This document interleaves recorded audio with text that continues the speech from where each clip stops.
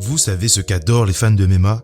Crier au scandale. C'est presque un thème hebdomadaire si vous êtes présent sur les réseaux sociaux. Après chaque carte de l'UFC, il y a souvent une décision qui fait débat et le terme vol est devenu si récurrent qu'il en a perdu tout son sens. Chaque décision serrée n'est pas un vol, mais même si on adore polémiquer pour pas grand chose, les débats qui suivent chaque carte de l'UFC sont également de sérieuses indications de la confusion généralisée autour des critères de jugement des combats. Et même si Dana White voudrait nous faire croire que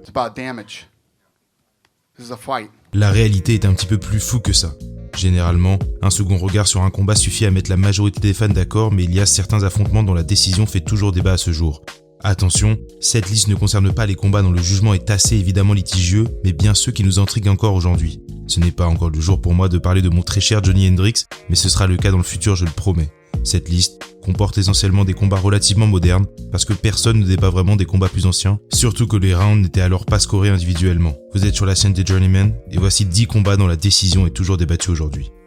Numéro 10, Sean O'Malley contre Petr Yan. Plusieurs combats du Russe auraient pu avoir leur place sur cette liste, mais j'ai fait le choix de la dernière décision controversée du palmarès de No Mercy. Alors qu'il sort déjà d'un combat extrêmement serré contre Aljamain Sterling, Yan va se retrouver du mauvais côté d'une décision questionnable contre le désormais champion des poids coqs lors de l'UFC 280. Je vais être parfaitement transparent, en live, ce combat était un 29-28 voire un 30-27 à mes yeux.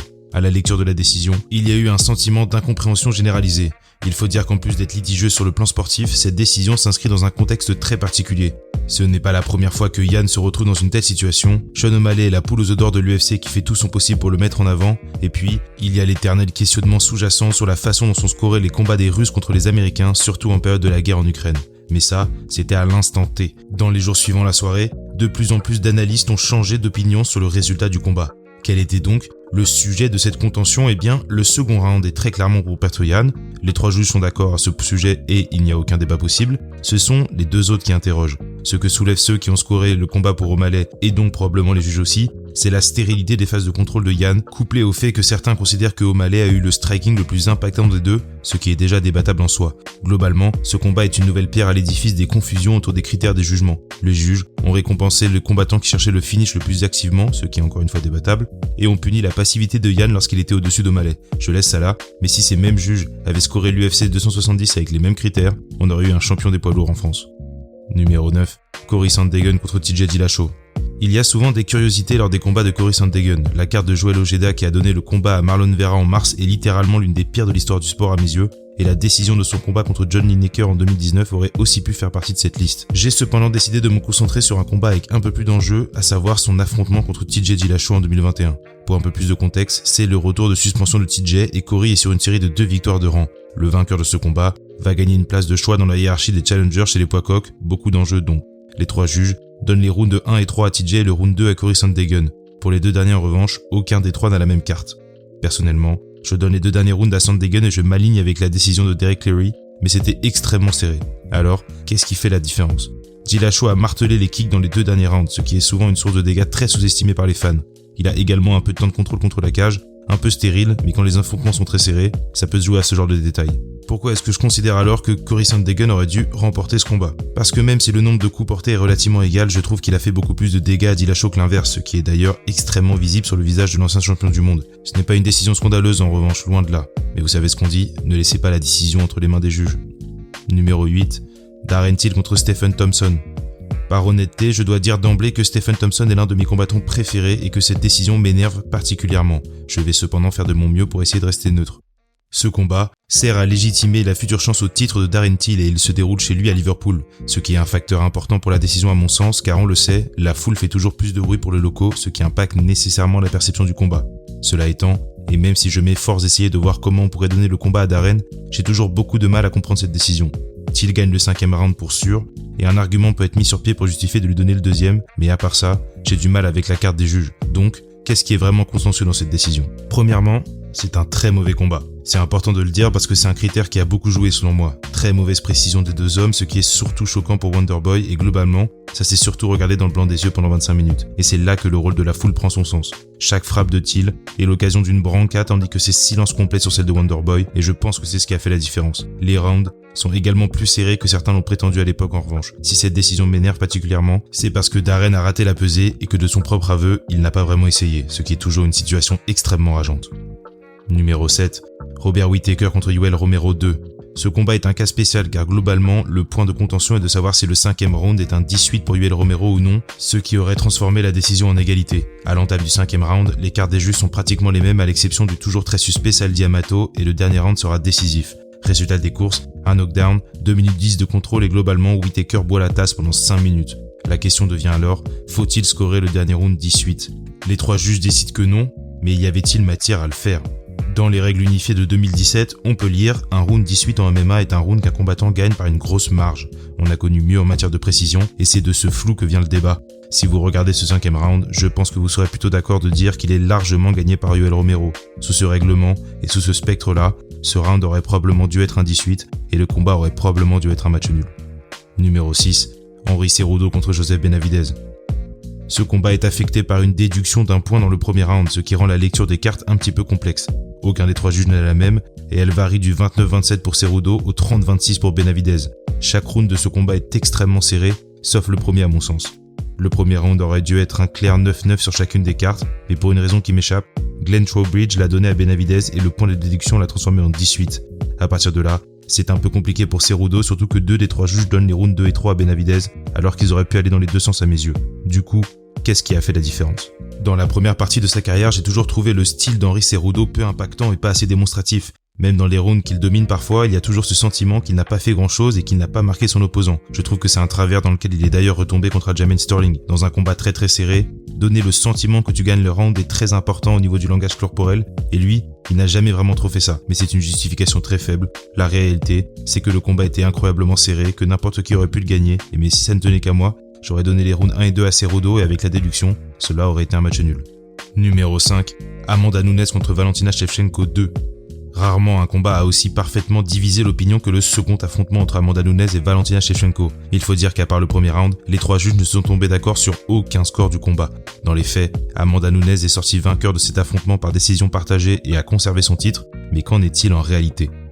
Il faut commencer par dire qu'on n'a pas grand-chose avec lequel réfléchir sur ces combats. Globalement, les 2 légendes se sont neutralisées et cet affrontement est loin d'être la belle joute que les noms promettent sur le papier. En faisant un peu de ménage, on peut presque tous s'accorder pour dire que c'est le 3e round qui est supposé être le round décisif. Et sincèrement, on a rarement fait plus serré. Si vous regardez une nouvelle fois ce combat et ce round et que vous m'affirmez en me regardant dans les yeux que vous choisissez l'une des 2 combattantes sans aucun doute possible, j'admire votre confiance. Si je devais me jeter à l'eau et dire ce que j'en pense, je donnerais ce round et le combat à Shevchenko parce que je trouve que la Russe envoie des coups avec beaucoup plus de volonté de faire des dégâts. Mais comme vous êtes probablement en train de vous le dire, c'est très fin comme argumentaire. Les débats autour de ce combat seront probablement immortels, quel dommage qu'on n'ait pas eu le droit à une trilogie. Numéro 4. Nick Diaz contre Carlos Condit. Vous l'avez sûrement entendu 1000 fois, Diaz 1-2-5. Grand classique du MMA, cette phrase fait référence au combat du natif de Stockton contre Carlos Condit pour la ceinture intérimaire des poids welter. Après que Carlos ait remporté une décision unanime, les fans de Nick ont fait connaître leur mécontentement. Il faut dire qu'il a toujours eu une fanbase très engagée et le slogan a pris une telle proportion que beaucoup de personnes le scandent sans avoir vu le combat. Alors, Nick Diaz aurait-il dû remporter le main event de l'UFC 143 ? Aucun juge ne lui a donné le premier round et honnêtement, je pense qu'ils ont eu tort. Diaz a un style très apprécié des fans et on tend à lui donner beaucoup de crédit pour le remercier de nous divertir, mais Carlos l'a un peu fait tourner en bourrique dans ce combat. Cependant, dans le premier round, j'ai trouvé Nick beaucoup plus actif et entreprenant et j'aurais trouvé légitime que les juges le lui accordent. Pour la suite, en revanche, les choses se gâtent un peu à mon sens. Certes, Diaz a trouvé la tête de Condit sur plusieurs frappes, mais Carlos s'est intelligemment déplacé, n'a pas cédé aux envies de combat brouillonnes de Diaz et a usé son adversaire avec des contres précis et des kicks à foison. Il n'a pas outrageusement dominé le combat, mais à mes yeux, il a remporté les 4 derniers rounds. Même si Nick l'a contrôlé au sol à la fin du 5e, il s'est fait dominer sur les pieds tout le reste du round. Les dernières impressions sont fortes et Diaz 1-2-5 ne mourra probablement jamais parce qu'il y aura toujours un fan de Nick pour contester cette décision. Numéro 3. Dominick Cruz contre TJ Dillashaw. Seul un round du combat opposant Dominick Cruz à TJ Dillashaw a fait l'unanimité chez les juges, le 2e. À la fin de ce combat, le Dominator a remporté une décision partagée et la ceinture des poids coqs. Le seul juge en désaccord avec ses compères est le légendaire Sal D'Amato, ce qui n'est pas franchement un bon signe pour TJ. S'il y a un combattant de l'histoire du sport avec lequel il ne faut pas aller à la décision, c'est bien Dominick Cruz. Son style est dédié à ses affrontements marathoniens, mais cette fois-ci, DJ pensait en avoir assez fait. Alors, il y a-t-il un véritable argument pour donner la victoire à TJ ? Une des choses que j'adore chez Dominick Cruz, c'est qu'il n'est pas seulement incroyable pour éviter de se faire toucher, mais il est également incroyable pour donner l'impression qu'il ne prend pas de dégâts lorsqu'il se fait toucher. Le Dominator ne montre jamais qu'il est impacté par une frappe et sincèrement, je pense que ça parvient à tromper les juges. Ce combat est extrêmement serré, mais globalement, les 4 derniers rounds sont assez clairs à mon sens et je suis surpris que les juges ne se soient pas mis d'accord sur ces derniers. Comme David Ginsberg, je donne les rounds 2 et 3 à Dominique et les rounds 4 et 5 à Dillashaw assez clairement. Reste alors ce maudit premier round. Et là, je vais devoir être honnête. Il peut clairement aller dans les deux sens, mais en live, je l'aurais donné à 100% à Dominic Cruz. Visuellement, il fait énormément louper Dillashaw et il arrive à le takedown même s'il ne fait rien avec. Ce qui touche est relativement égal et visuellement, on a vraiment l'impression qu'il gagne le round. Maintenant, je peux totalement comprendre pourquoi TJ pense qu'il aurait dû remporter la première reprise. Il a le contrôle du centre de la cage, il est l'agresseur, il propose une palette de coups beaucoup plus variée et il défend pas mal de takedowns. Je comprends totalement comment cette décision peut faire débat et honnêtement, en fonction de l'état dans lequel vous vous réveillez le matin, vous pouvez le donner à l'un ou l'autre. Numéro 2, Frankie Edgar contre BJ Penn. 48-47, 49-46 et 50-45 pour Frankie Edgar sont les scores des juges tandis que du côté des médias, tous à l'exception d'un donnent le combat à BJ Penn. Cette simple information suffit à mettre en lumière le bourbier qu'est la décision. Je n'arrive pas à croire que je dis ça à voix haute, mais cette fois-ci, Sal D'Amato est peut-être celui qui a la décision la plus crédible des 3 juges. Le problème étant qu'on a les scores globaux mais pas le détail round par round. Penchons-nous donc sur le combat pour voir ce qu'il en est vraiment. Globalement, je pense que la grosse histoire de cet affrontement est que tout le monde pensait que Frankie allait se faire démolir par BJ Penn. Quand il est apparu évident que ça n'allait pas être le cas, Edgar a bénéficié de pas mal de points de sympathie en tant qu'underdog. Pour ce qui est du combat en tant que tel, il a définitivement perdu les 2 premiers rounds mais à mes yeux, il a clairement gagné le 5e. Les rounds 3 et 4 sont littéralement les plus difficiles à jauger de cette liste, extrêmement serrés, avec des chiffres équivalents en striking et il a fallu bien du courage pour démêler cette situation. Si je dois me mouiller, je dirais que vu qu'on est sur un statu quo dans la portion offensive des rounds, Penn aurait peut-être dû bénéficier de points pour avoir défendu 7 tentatives de takedown sur ces 2 rounds. Quoi qu'il en soit, c'est extrêmement serré et les 2 hommes ont réglé leur contentieux dans une revanche que Frankie a dominé de la tête et des épaules. Numéro 1, John Jones contre Dominic Reyes. Il est là, le gros morceau des controverses, John Jones contre Dominic Reyes. Jones a remporté une décision unanime lors de l'UFC 247 qui fait couler beaucoup d'encre depuis. En effet, beaucoup de la crédibilité de John Jones est bâtie autour de son invincibilité, mais pour la majorité des fans, elle aurait dû prendre fin contre Dominic Reyes. Avant même d'évoquer le combat, il est important de mettre un peu de contexte autour de cet affrontement. Jones sort d'une décision contestée contre Thiago Santos qui, à mes yeux, n'était pas si serré que ça, mais passons. Il y a une portion non négligeable des fans qui veut absolument qu'il perde. La raison pour laquelle je dis ça, c'est parce que ce combat est extrêmement serré, bien plus que la culture de l'instant a voulu le faire croire. Surtout le 3e round, qui est très dur à scorer, dans lequel le langage corporel de Reyes n'est pas bon et où Jones finit en bien meilleur état que son challenger. Je le précise parce qu'encore une fois, c'est un combat où le mot vol est associé trop facilement, alors que la réalité est toujours un petit peu plus complexe. Une fois que ça est dit, j'aurais aussi opté pour une victoire de Reyes, mais pas avec le même degré de confiance qu'ont certains non plus. Je dois dire que la rancœur autour de cette décision est également maintenue par la tournure désastreuse qu'a pris la carrière de Dominic, qui a perdu ses 3 combats suivants par KO. Voilà la liste. Est-ce que vous voyez d'autres décisions qui sont encore débattues à ce jour? J'aurais aussi pu parler de Volkanovski contre Makhachev, mais déjà je pense que Makhachev a clairement gagné ce combat, n'en déplaise à tout le monde, dont moi d'ailleurs un peu, parce que je suis très fan d'Alexander Volkanovski, mais on va avoir une deuxième chance de voir ce qu'il peut donner. N'hésitez pas à vous abonner, à liker, à commenter si ça vous a plu. On est 3000, merci beaucoup pour le soutien continu à la chaîne, ça me fait vraiment plaisir, ça me touche. Je vois vos retours, j'apprécie qu'il y ait beaucoup de retours constructifs et intelligents et qui comprennent que voilà, c'est encore les balbutiements de la chaîne et c'est cool et j'apprécie l'enthousiasme qu'ont beaucoup en tout cas. Et voilà, et à la prochaine et on se reparle dans une prochaine vidéo. Salut les gars.